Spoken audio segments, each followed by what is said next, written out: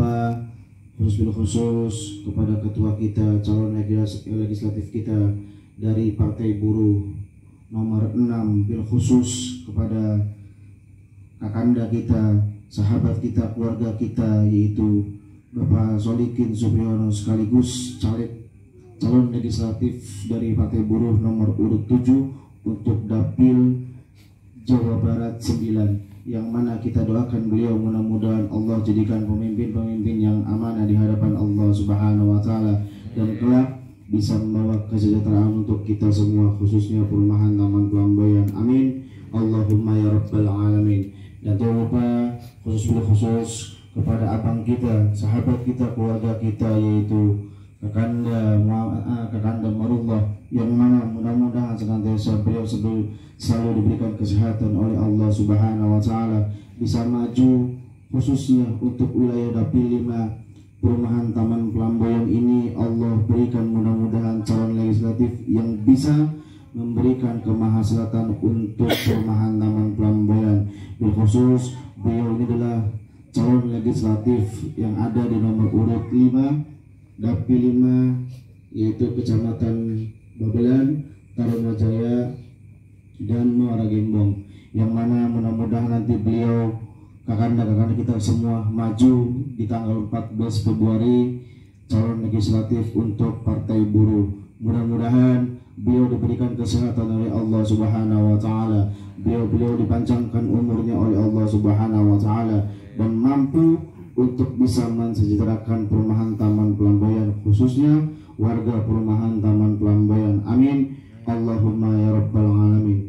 Dan tak lupa kepada abang kita yang akan maju di peringkat DPR RI, yaitu Abang Amir Mahfud, yang mana mudah-mudahan beliau segera bisa merapat ke perumahan Taman Pelambayan. Mudah-mudahan beliau diberikan kesehatan oleh Allah Subhanahu wa taala, diberikan panjang umur, diberikan kemudahan untuk maju dalam legislatif di tahun 2024 ini. Beliau caleg DPR RI dari Dapil Jabar 7 nomor urut 4, yang mana mudah-mudahan diberikan kemudahan oleh Allah Subhanahu wa taala. Amin Allahumma ya rabbal alamin.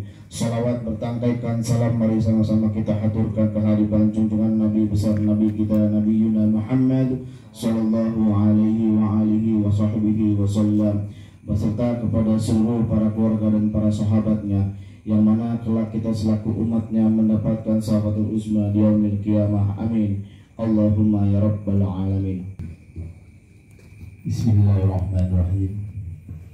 Assalamualaikum warahmatullahi wabarakatuh. A'udzubillahi minasyaitonir rajim. Bismillahirrahmanirrahim. Assalatu wassalamu ala asrafil anbiya'i wal mursalin wa ala alihi wa sahbihi ajma'in. Rabbi shrah li sadri wa yassir li amri wahlul 'uqdatam min lisani yafqahu qawli. Pertama dan paling utama, marilah kita senantiasa panjatkan rasa puji syukur kita kepada Allah SWT yang sudah banyak memberikan kenikmatan kepada kita semua, sehingga pada kesempatan malam hari yang cerah ini kita masih diberikan kesehatan sehingga bisa berkumpul dan bermuajahah di tempat yang sederhana ini. Salawat serta salam senantiasa tercurahkan kehadiran Habibina Maulana Muhammadin sallallahu alaihi wasallam, yang mana beliaulah yang sudah banyak membawa perubahan ke alam dunia, sehingga dari zaman jahiliyah kita berada di zaman yang penuh modernisasi ini. Dan mudah-mudahan kita nanti di akhir zaman nanti dikumpulkan bersama beliau dan mendapatkan syafaat beliau, sehingga kita bisa masuk surga bersama dengan beliau Nabi besar Muhammad SAW. Yang saya hormati bapak-bapak semua, warga perumahan Pelambayan RT 025 ya Pak, yang mungkin tidak bisa saya sebutkan satu persatu namanya, namun tidak mengurangi sedikit pun rasa hormat dan ta'zim saya kepada bapak-bapak semua. Alhamdulillah pada kesempatan malam hari ini saya diberikan kesempatan kemarin diundang oleh Bung Marullah untuk bisa hadir di perumahan Flamboyan. Alhamdulillah pada kesempatan malam hari ini saya masih diberikan kesehatan dan bisa bersilaturahmi di perumahan Flamboyan, khususnya di RT 025 ini.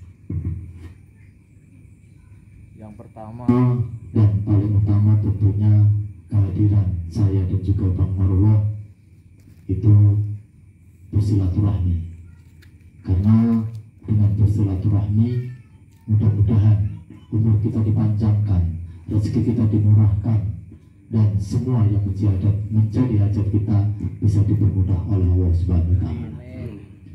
Yang kedua yaitu kalau orang bilang tak kenal maka tak sayang, maka di dalam pertemuan kali ini saya juga akan memperkenalkan diri saya, asalnya dari mana, namanya siapa, dan seperti apa. Nama saya Solikin Suprihono. Kebetulan saya kelahiran dari Semarang, tepatnya di Salatiga, dan saya hijrah dari tempat lahir saya ke Bekasi sejak tahun 1997.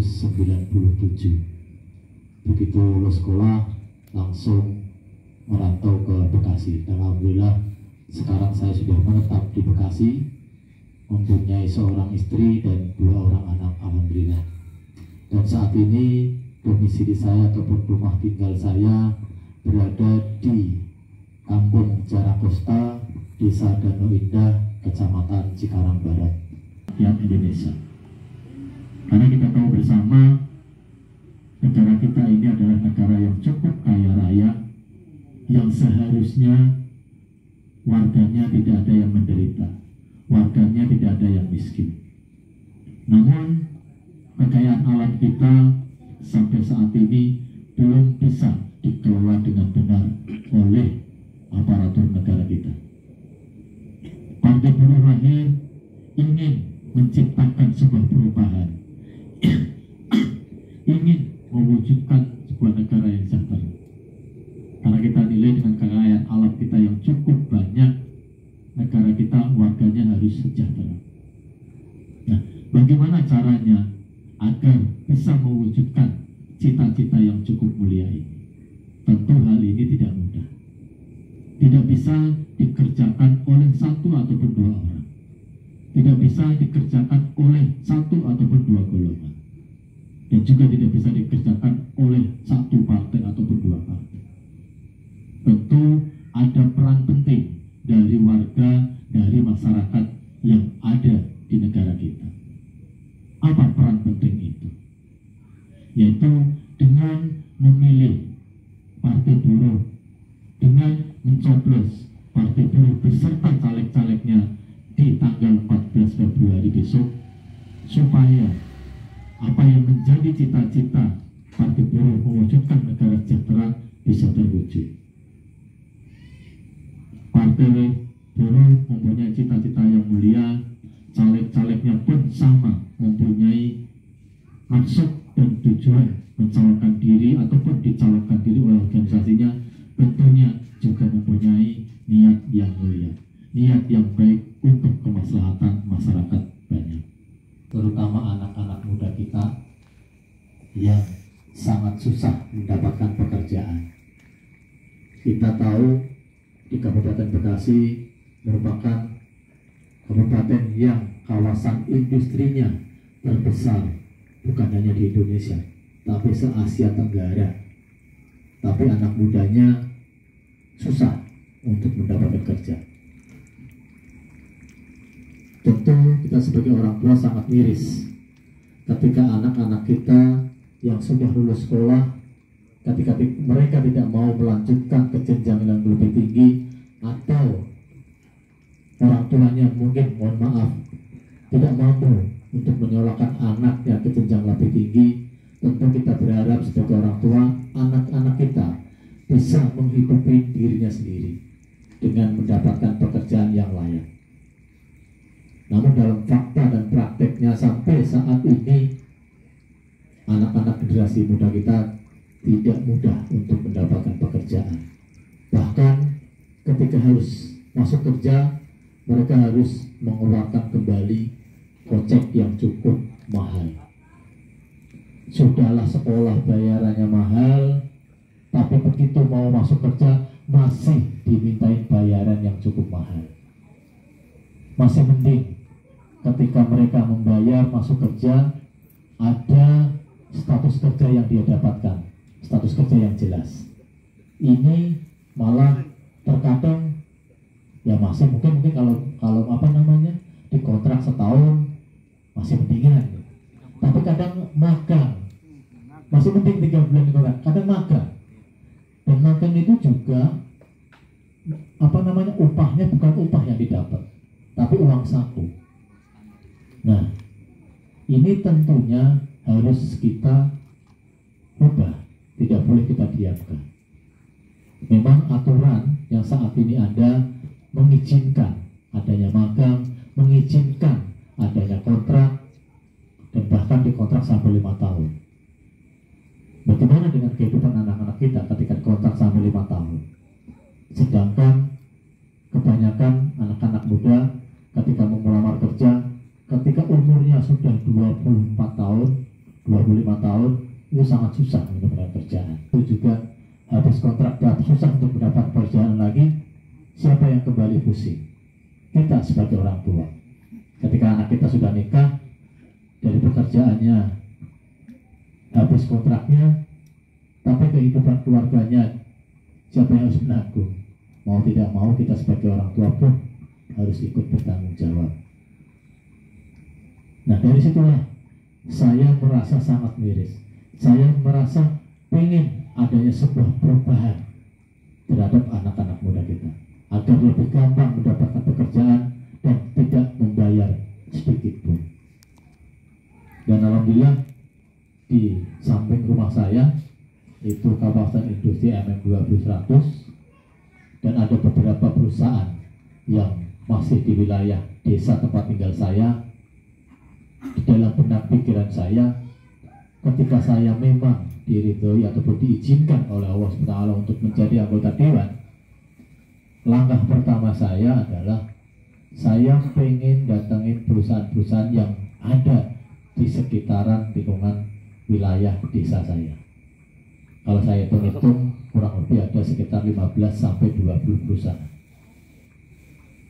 Dan di situ saya pengen meminta semua perusahaan yang ada di wilayah itu untuk bisa menerima anak-anak muda yang mau melamar kerja yang ber-KTP Kabupaten Bekasi.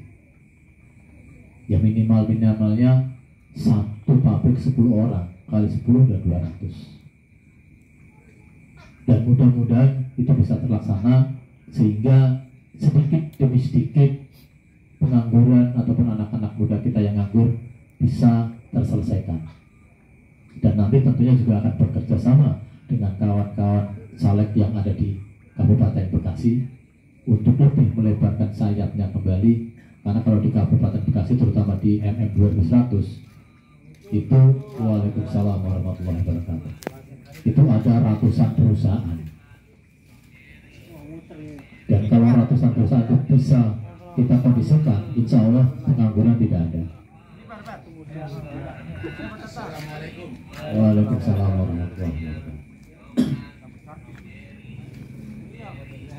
Paket kesejahteraan itu.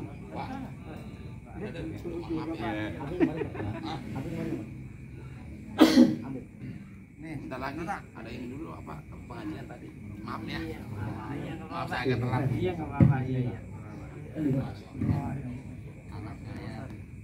Jadi alasan saya mau dicalonkan yaitu masih terhadap generasi muda kita. Saat ini mungkin ini ada Bapak Ustadz ya yang sering ngajar ngaji ya Pak, alhamdulillah. Tapi perhatian dari pemerintah untuk para guru ngaji ini sangat minim, betul nggak Pak? Nah, sehingga masih banyak anak-anak kita, calon-calon generasi muda kita yang tidak bisa mendapatkan pelajaran bisa terdidik agamanya, sehingga ketika mereka tumbuh menjadi dewasa sangat susah dikontrol, jauh dari agama. Nah, saya punya pemikiran guru-guru agama ini harus ada sebuah perhatian khusus dari pemerintah, sehingga para guru-guru agama ini lebih fokus dan lebih banyak lagi para guru agama yang mau mengajarkan ilmu agamanya terhadap anak-anak muda kita ataupun generasi-generasi anak muda kita nanti. Karena bagaimanapun juga negara kita tentu tongkat estafet kepemimpinan akan diserahkan kepada generasi muda, anak-anak kita. Memang tidak semua ketika orang sudah mendapatkan bekal agama akan lurus-lurus saja, ada yang melenceng juga. Tapi paling tidak fondasi itu sudah kita bangun sejak kecil, dibanding kita membangun fondasi ketika anak-anak kita itu sudah dewasa. Itu lebih susah. Kita harus memagari, memulai dan memfondasi fondasi-fondasi tersebut sejak dini, sehingga kita berharap kedepannya negara kita keterbatasan biaya ataupun masih kurangnya sekolah-sekolah negeri yang ada di wilayah. Karena sampai saat ini kan kita masih sekolah itu kan sistemnya zonasi ya. Nah, zonasi itu terkadang tidak sesuai dengan jumlah penduduk yang mau sekolah, sehingga anak kita ketika sudah zonasi sudah habis, mau tidak mau kan harus sekolah di swasta. Ya masih mending kalau kita punya biaya untuk membiayai anak kita di swasta. Kita tahu sendiri lah, swasta itu biayanya cukup tinggi. Nah, ini perlu kita antisipasi. Perlu ada sebuah penambahan pembangunan sekolah-sekolah yang lebih banyak lagi agar anak-anak kita tidak ada yang putus sekolah, agar anak-anak kita mempunyai pendidikan yang cukup, mempunyai sehingga sumber daya manusianya itu baik. Dan bukan hanya sampai wajib belajar 9 tahun, tapi harus lebih tinggi lagi. Dan Partai Buruh menginginkan sampai jenjang perguruan tinggi. Dan ini tentu adalah sebuah niat baik. Dan tentu apa yang menjadi wacana Partai Buruh untuk pendidikan gratis sampai jenjang perguruan tinggi bukanlah hanya omong kosong. Para pemimpin kita yang ada di pimpinan pusat sudah mengkalkulasikan, sudah menghitung-hitung dengan kekayaan alam yang kita yang punya. Karena sampai saat ini kekayaan alam kita yang cukup melimpah itu hanya dinikmati oleh segelintir orang, tidak lebih dari 4% dari penduduk yang ada di Indonesia ini. Mereka menikmati, mereka yang terus memupuk hartanya untuk kepentingan pribadinya, untuk kepentingan keluarganya, bukan untuk kepentingan masyarakat. Dan kami juga minta maaf, mungkin kami dari Partai Buruh caleg-calegnya berbeda dengan caleg-caleg dari partai lain. Yang pertama, mohon maaf, bukan maksud saya menyinggung ataupun menjelek-jelekan, tidak. Tapi ini juga belajar dari fakta yang ada. Ketika caleg-caleg dari partai lain datang ke masyarakat, mungkin mereka ada yang bawa amplop ngasih sembako kepada konstituennya. Tapi di kami, di Partai Buruh tidak ada. Yang pertama, karena memang caleg-caleg dari Partai Buruh ini mayoritas adalah buruh yang masih bekerja di perusahaan, dan saya sendiri juga masih bekerja di perusahaan sampai saat ini. Dan tentunya juga Bapak-bapak tahu gaji karyawan itu seberapa sih. Terkadang buat kehidupan 1 bulan pun tidak cukup, sehingga itu akhirnya Partai Buruh caleg-calegnya ketika datang ke masyarakat tidak pernah bawa apa-apa. Yang kedua, kita menghindari ketika caleg-caleg itu menjadi anggota dewan, menghindari yang namanya korupsi. Karena ketika caleg-caleg yang datang ke masyarakat mungkin masih amplop, tapi bukan amplop kosong yang ada isinya, terus kasih sembako. Tentunya ketika mereka sudah jadi, yang jadi pikiran utamanya adalah bagaimana caranya agar uang yang sudah dikeluarkan itu bisa kembali. Yang akhirnya mereka akan menempuh berbagai cara, menghalalkan berbagai cara untuk bisa mengembalikan modal yang sudah dikeluarkan, dan tidak memikirkan terhadap kemaslahatan masyarakat. Dan ketika caleg-caleg ini datang dan memberikan sesuatu kepada beberapa masyarakat, itu ibarat kata suara bapak-bapak ataupun masyarakat itu sudah dibeli.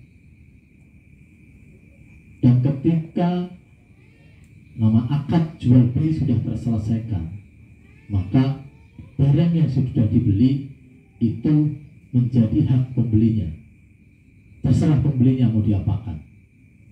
Nah, ketika mereka jadi, karena sudah akad belinya sudah terselesaikan, ya sudah, itu masyarakat mau saya apain ya terserah saya. Mau saya longok lagi ke, mau saya datangin lagi ke, itu terserah saya, karena sudah terbeli suaranya. Ini yang kita hindari di Partai Buruh. Karena kita di Partai Buruh menginginkan ketika caleg-calegnya jadi, mereka tidak akan lupa kepada konstituennya. Mereka harus kembali lagi turun ke dapil-dapil di mana dia dipilih oleh masyarakat. Karena bagaimanapun juga aspirasi-aspirasi dari masyarakat itu harus tersampaikan ke para calon dewan ataupun anggota dewan yang nanti sudah jadi, bukan hanya melalui orang-orang, bukan hanya melalui A, B, C. Karena kalau nilai A ke B begini nyampe anggota dewan udah beda. Misalkan di Flamboyan nih, kita butuh jalannya dicor berapa meter, 30 meter, taruh seperti itu ya, biayanya anggarannya sekian. Dari A sampai Z nanti sampai anggota dewan itu akan beda. Misalkan nilainya dari 300 juta sampai sana ya udah beda nanti, dan tidak sesuai. Maka dari itulah kita menginginkan anggota dewan dari Partai Buruh yang nanti jadi tetap harus kembali ke masyarakat, tetap harus kembali untuk menggali informasi, menyerap aspirasi di masyarakat. Dan kita juga di Partai Buruh, mungkin bapak-bapak juga sudah tahu, pernah dengar bahwa namanya anggota dewan itu ada yang namanya dana aspirasi. Mungkin juga pernah lihat ya yang di medsos itu, siapa dulu, Krisdayanti ya, yang pernah mengungkapkan begitu gedenya anggaran aspirasi itu, dana aspirasi yang tidak pernah tersampaikan oleh masyarakat. Karena waktu beliaunya itu mencalonkan diri, udah keluar modal, ya dana aspirasi itu dibalik lagi ke kantong dia untuk mengembalikan modalnya itu. Dan di kita, bedanya dengan partai lain, caleg-caleg atau anggota dewan Partai Buruh nanti ketika jadi oleh Partai Buruh diharamkan untuk memakai dana aspirasi tersebut. Dana aspirasi yang dikeluarkan oleh pemerintah untuk anggota dewan